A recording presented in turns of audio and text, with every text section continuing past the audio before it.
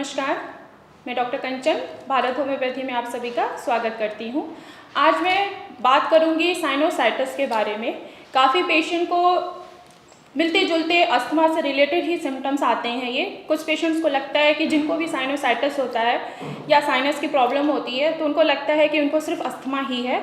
आज मेरी वीडियो से आप लोगों को क्लियर हो जाएगा कि अस्थमा के सिम्टम्स क्या हैं और साइनोसाइटिस के सिम्टम्स क्या होते हैं, तो आप लोग डिफ्रेंशिएट कर सकते हैं। तो चलिए बात करते हैं साइनोसाइटिस के बारे में।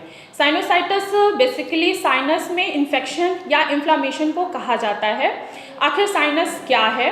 साइनस हमारे फेस में मौजूद जो हॉलो बोन्स पेयर होते हैं उनके स्ट्रक्चर्स होते हैं। ये 4 टाइप्स के होते हैं। पहला फ्रंटल साइनस, दूसरा स्फेनॉइड साइनस, तीसरा एथनॉइड साइनस एंड चौथा मैक्सिलरी साइनस। तो पहला जो फ्रंटल साइनस होता है वो हमारे फोरहेड के बीच में होता है। दूसरा जो स्फेनॉइड साइनस होता है वो हमारे दोनों आँखों के मिडल में पाया जाता है। एंड थर्ड जो स्फेनॉइड साइनस होता है वो स्फेनॉइड साइनस के नीचे होता है। फोर्थ मैक्सिलरी साइनस जो होता है वो हमारे नोज के साइड में, दोनों साइड में मौजूद होता है। इन चारों साइनस में म्यूकस होता है और आप सबको पहले ही मैंने बता रखा है कि म्यूकस क्या होता है कि वो हमारे बॉडी का फर्स्ट लाइन ऑफ डिफेंस होता है जो हमें माइक्रो ऑर्गेनिज्म जैसे बैक्टीरिया, वायरस और फंजाई से लड़ने में मदद करता है। यानी कि अगर बाहर से कोई भी इन्फेक्शन हमारे बॉडी के अंदर अगर एंटर करती है तो ये म्यूकस जो होते हैं वो उनको किल करने में हमारी पूरी मदद करते हैं। और यही चारों साइनस हमारे नेज़ल कैविटी से कनेक्ट होते हैं। तो देखा जाए कि जिनकी इम्यूनिटी बहुत ज़्यादा लो होती है या बहुत ज़्यादा कम होती है तो ये micro organism, bacteria, virus, fungi ये नेज़ल कैविटी के थ्रू एंटर कर जाती हैं साइनस में। और साइनस का जो म्यूकस होता है पहले तो वो थिन होता है, लेकिन बाद में जब ये ऑर्गेनिज्म नेज़ल कैविटी के थ्रू एंटर करती हैं तो ये साइनस में जो म्यूकस प्रोडक्शन होता है वो थिक हो जाता है। थिक होने की वजह से वहाँ पे इन्फ्लामेशन होनी स्टार्ट हो जाती है और इन्फेक्शन बढ़ जाता है, जिससे पेशेंट को फोरहेड में बहुत ज़्यादा दर्द होता है, आंखें उनकी बहुत ज़्यादा भारी होनी फील होती है और उनका नाक भी लगता है कि बंद हो रहा है। काफ़ी डिफ़िकल्टीज़ होती है उनको सांस लेने में, फिर उनको खांसी भी आनी स्टार्ट हो जाती है और फेस पे भी उनको पेन होना स्टार्ट हो जाता है। ये है साइनोसाइटिस। अब चलिए इनके सिम्टम्स के बारे में बात करते हैं कि आखिर इनके क्या क्या सिम्टम्स हो सकते हैं।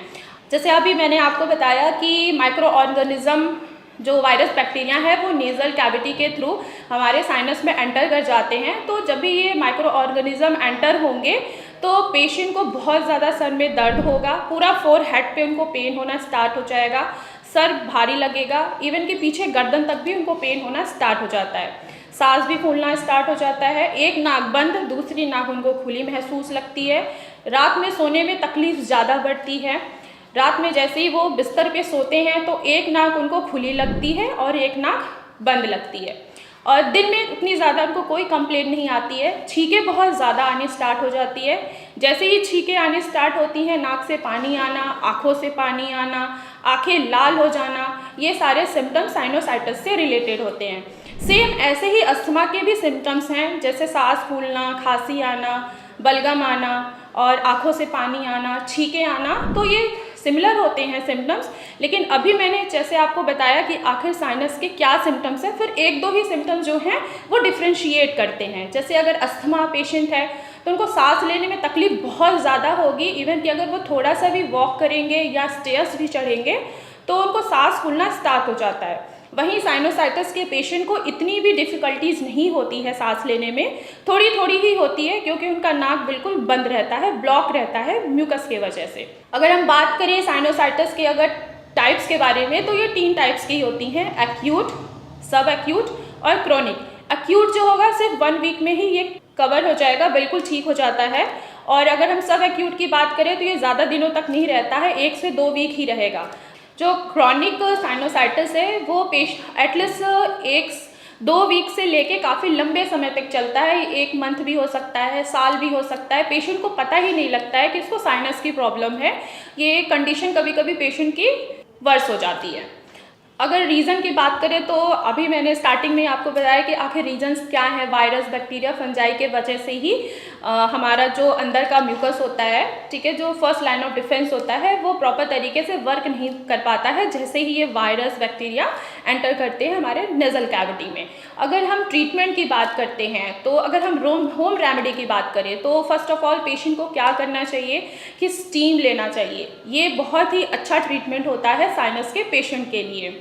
अगर हम डाइट की बात करें तो आपको अनहेल्दी डाइट यूज़ नहीं करनी है, जैसे खट्टी चीज़ें, अचार हो गया, नींबू हो गया, ये सारी चीज़ें आपको यूज़ नहीं करनी है। आप अगर फ्रूट्स लेना भी चाहते हैं तो आप एप्पल ले लीजिए, पपाया ले लीजिए, ड्राई फ्रूट्स भी आप यूज़ कर सकते हैं। ये सारे चीज़ें अगर आप फॉलो करेंगे तो आपका जो साइनस है वो धीरे धीरे क्योर होना स्टार्ट हो जाएगा। तो आज की वीडियो में इतना ही। आशा करती हूँ कि आप लोगों को साइनोसाइटिस के बारे में पता लग गया होगा और आप डिफ्रेंशिएट भी कर सकते हैं अस्थमा से और साइनस के सिम्टम से। तो अगली वीडियो में मिलूँगी मैं आपको नेक्स्ट टाइम। तो अगर कोई भी साइनस से या कोई भी अस्थमा से सफ़र कर रहा है तो वो हमारे भारत होम्योपैथी में आके अपना ट्रीटमेंट स्टार्ट करा सकता है। हमारे भारत होम्योपैथी में मेडिकल टीम्स हैं, आप ऑनलाइन कांटेक्ट भी कर सकते हैं उनके साथ और अपनी मेडिसिन ऑनलाइन भी आप अपने घर तक थ्रू कोरियर मंगवा भी सकते हैं। अगर कोई भी पेशेंट डायरेक्ट मुझसे ओपीडी में मिलना चाहता है तो वो अपनी अपॉइंटमेंट फिक्स करा के डायरेक्ट मुझसे ओपीडी में मिल भी सकता है।